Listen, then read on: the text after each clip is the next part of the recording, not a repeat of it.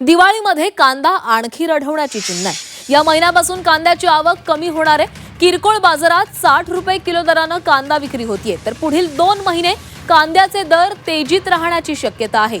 यंदा श्रावणामध्येच कांद्याचे दर वाढण्यास सुरुवात झालेली आहे। सप्टेंबरमध्ये आवक आणखी कमी झालेली आहे, त्यामुळे सध्या उपलब्ध असलेला कांदा ऑक्टोबरपर्यंत पुरवावा लागणार असून दिवाळीमध्ये विक्रमी दरवाढीची शक्यता असल्याने कांदा आणखी रडवणार आहे। ही दरवाढ होऊ नये यासाठी शासनाने वेळेत योग्य उपाययोजना कराव्यात अशी मागणी व्यापाऱ्यांनी केलेली आहे। कृषी उत्पन्न बाजार समितीमध्ये जुलैमध्ये 15 ते 26 रुपये किलो दराने विकल्या जाणाऱ्या कांद्याचे दर 32 ते 42 रुपयांवर पोहोचलेले आहेत। किरकोळ बाजारात 60 रुपये प्रति किलो दराने विक्री होते।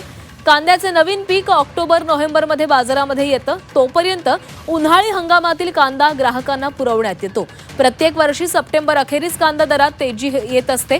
यंदा ऑगस्टमध्येच बाजारभाव वाढण्यास सुरुवात झाली आहे। पुढील 2 महिने कांद्याचे दर तेजीत राहण्याची शक्यता आहे।